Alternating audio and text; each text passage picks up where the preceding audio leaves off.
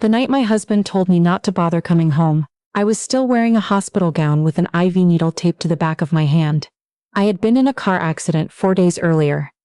A hit and run on Route 9, just 3 miles from our house. The other driver blew through a red light at about 60 miles an hour and caught the back end of my car hard enough to spin me into a guardrail.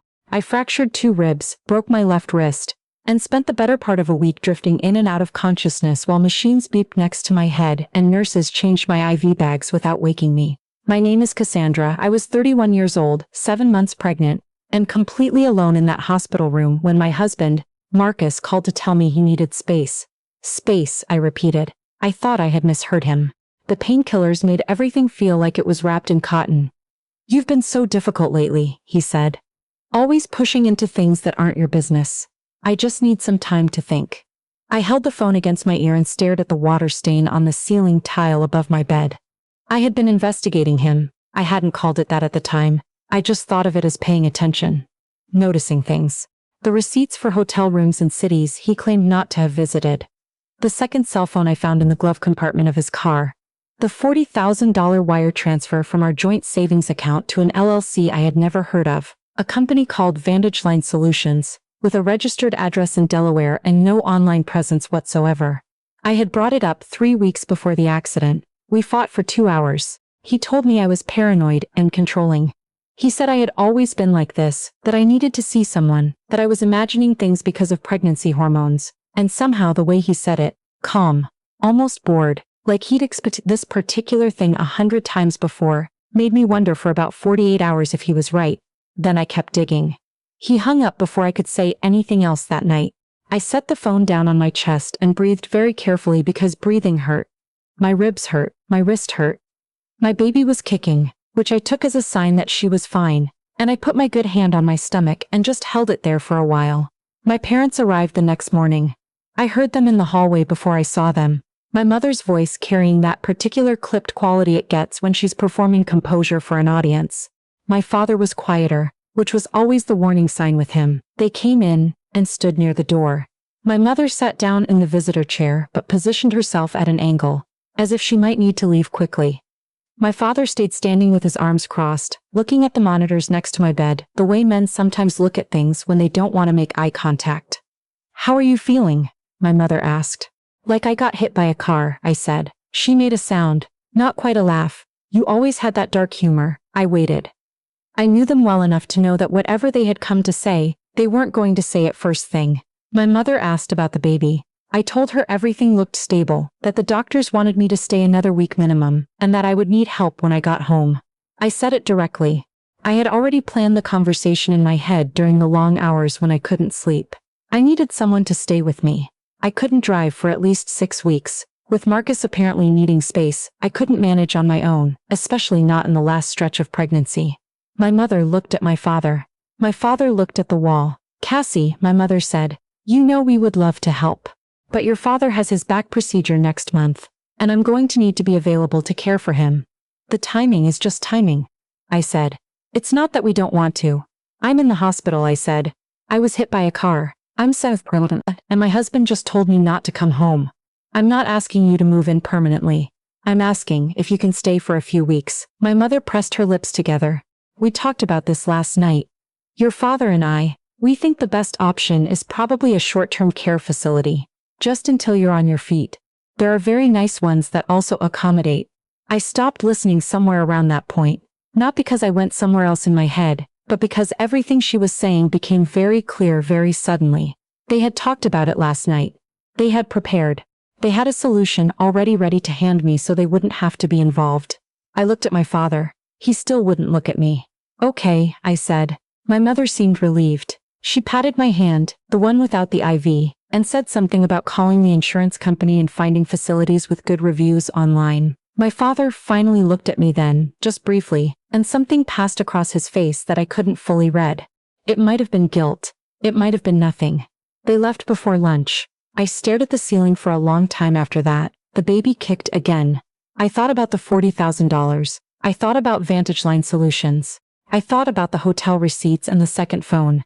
And I thought about how Marcus had been so calm when I confronted him. And I thought about how the driver who hit me had run a red light going 60 miles an hour and had never been found.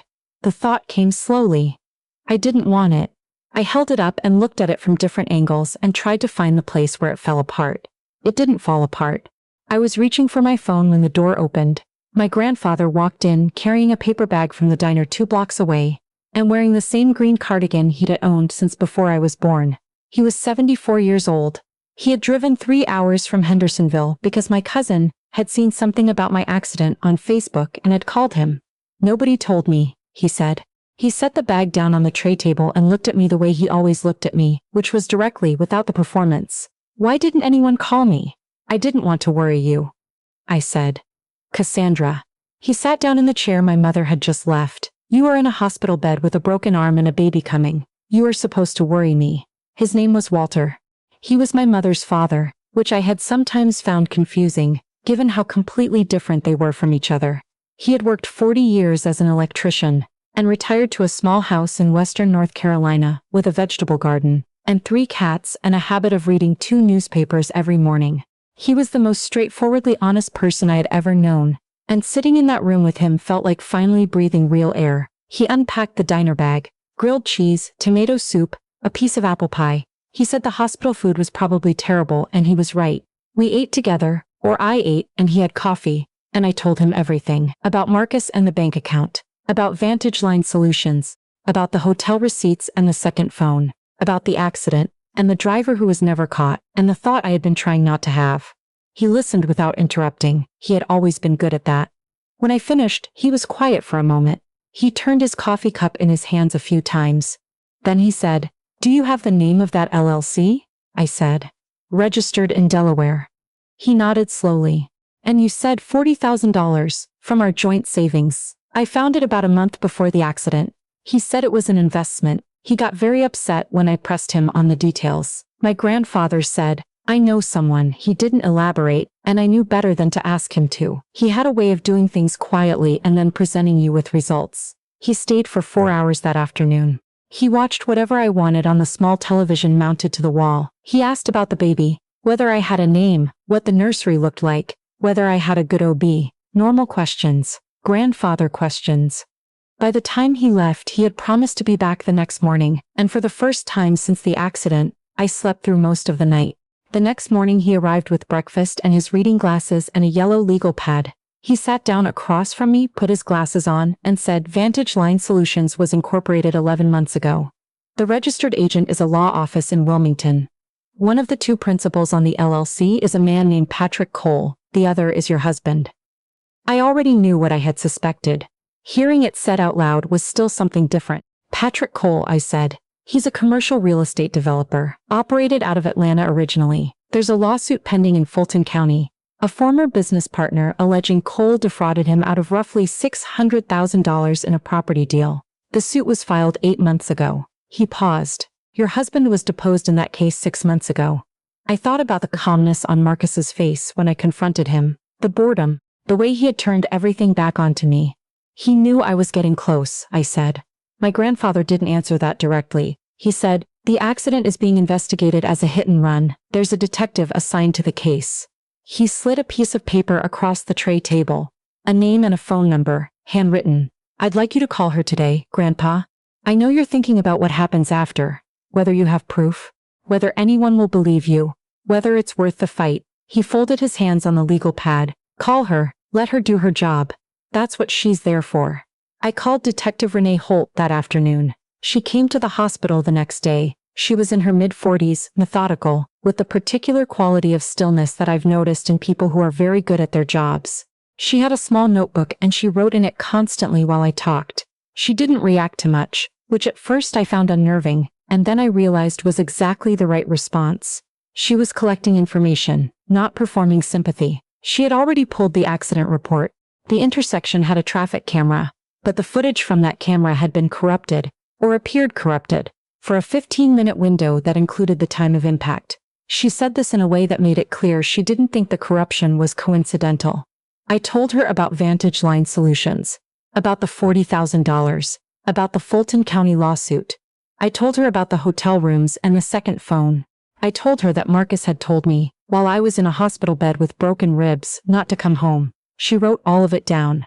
Over the next 3 weeks, while I recovered in the hospital, and then in my grandfather's house, he had insisted, and by that point I had no remaining energy to refuse good help. When it was offered, Detective Holt was working. She didn't call me every day. She called me when she had something. That turned out to be the right frequency. The first call came 9 days after our initial meeting. The driver of the vehicle that hit me had been identified. His name was found through a partial plate number that a witness had captured on her cell phone, and only remembered to report 2 weeks after the accident. He was a man from Marietta with 2 prior DUIs and a gambling debt. He had been paid $8,000 in cash, deposited in 3 separate transactions into his checking account in the 10 days before the accident. The second call came 4 days after that. The cash had been traced back through a series of transactions to an account associated with Vantage Line Solutions. The company's operating account, not the main one. A secondary account my grandfather's contact had found that I hadn't known existed. The third call came on a Tuesday morning while I was sitting on my grandfather's porch, watching him water his tomato plants. Detective Holt said Marcus had been brought in for questioning the previous afternoon. His attorney had accompanied him. He had not, apparently, been cooperative. She also said that Patrick Cole had been contacted by the Fulton County investigators in connection with the fraud case, and that the 2 investigations were now being coordinated. I sat on that porch for a long time after she hung up. My grandfather came up the steps and sat in the other chair and waited. "They're building a case," I said. He nodded. "Against Marcus, yes." I pressed my hand to my stomach. The baby shifted. I was 8 months along by then, enormous and slow-moving, sleeping on my grandfather's guest bed surrounded by the spare pillows he had bought especially for the occasion. "What do I do about the house?" I said. "Your name is on the deed," he said. "You don't have to do anything about the house right now. And the money he took, that's for the attorneys." He looked out at the garden. "There's time. You don't have to solve everything before the baby comes." My daughter was born on a Saturday morning in early November.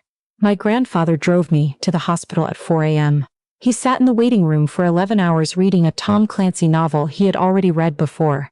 When the nurse came out to tell him I was asking for him, he came in and stood next to the bed and held my hand, and when they placed her in my arms for the first time he made a sound I had never heard from him before. Something quiet and overwhelmed, like a door opening. I named her Clara. My parents came to the hospital. My mother brought flowers. My father held Clara for about 4 minutes and then handed her back carefully, the way you handle something fragile that belongs to someone else. Nobody mentioned Marcus. Nobody mentioned the investigation. My mother said I looked tired, which was true, and that the baby was beautiful, which was also true. They stayed for an hour and left. I watched them go and felt very little, which surprised me and also didn't. Marcus was arrested 6 weeks after Clara was born. He was charged with conspiracy to commit assault, wire fraud, and several counts related to the money he had funneled through Vantage Line Solutions. Patrick Cole was arrested the same day. The hired driver had already taken a plea deal, and his testimony was apparently detailed and cooperative. I found out about the arrest from Detective Holt, who called me at 8 in the morning while Clara was nursing. I sat very still and listened. I said thank you and hung up. Then I sat there in the rocking chair my grandfather had set up in the corner of the guest room, now outfitted as a makeshift nursery, and I waited to feel something dramatic. Relief, maybe, or vindication. What I actually felt was tired and calm, like the end of a very long day. My grandfather knocked on the doorframe. I looked up. He read my face. "They got him," he said. "Both of them," I said. He came in and sat on the edge of the bed. Clara had fallen asleep. He looked at her for a moment. "Good," he said. "Just that. Good." The divorce was finalized 8 months later. Marcus's attorney negotiated from a position of significant weakness, which I was told was unusual, and which I found satisfying in a way I tried not to enjoy too obviously. I got the house. I got the full value of the $40,000 that had been stolen from our joint account, repaid as part of the civil settlement. I got primary custody of Clara, which had never really been in question given the circumstances. My grandfather came to stay for 3 months after the baby was born. He fixed the leaking faucet in the master bathroom that Marcus had been meaning to get to for 2 years. He built Clara a small wooden shelf for her room, sanded smooth, painted white. He cooked most evenings, simple things, pasta, chicken, soup. He taught me how he made his mother's cornbread from memory, no recipe, just measuring by feel.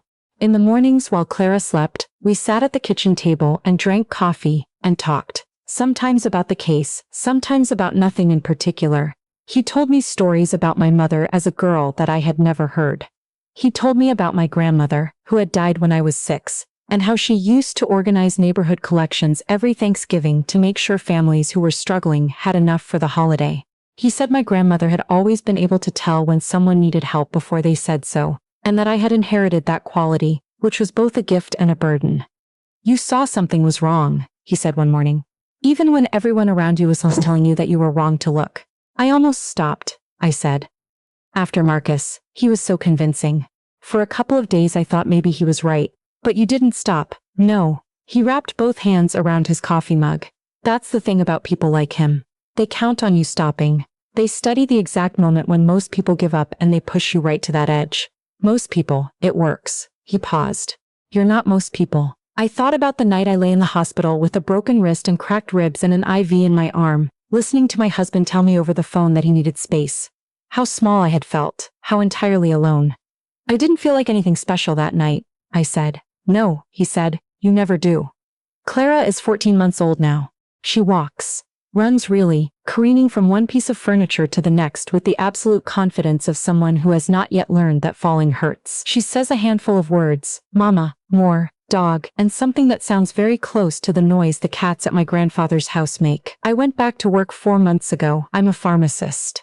I work 3 days a week at a clinic about 8 miles from the house, and on my days off I take Clara to the park near our neighborhood and push her on the swings while she screams with happiness at the motion. We have a good routine, a quiet routine. It is nothing like the life I thought I was building 5 years ago when I married Marcus in a ceremony that cost more than it should have, in a dress that took 6 months to find. This life is smaller, in the obvious ways. 1 income instead of 2. A guest room that still smells faintly like my grandfather even though he went back to Hendersonville in February. A yard I'm slowly learning to maintain on my own, but there is something in it, in the smallness of it, that I keep finding myself grateful for in ways I wouldn't have predicted. I know exactly who is in my house. I know exactly who I can call. I know, without any doubt or negotiation, who showed up when it mattered. My grandfather calls every Sunday morning. He asks about Clara first always. What new word, what new trick, what made her laugh that week? Then he asks about me. We talk for an hour, sometimes longer. Before he hangs up, he always says the same thing. "You're doing fine, Cassie. Just keep going." I keep going.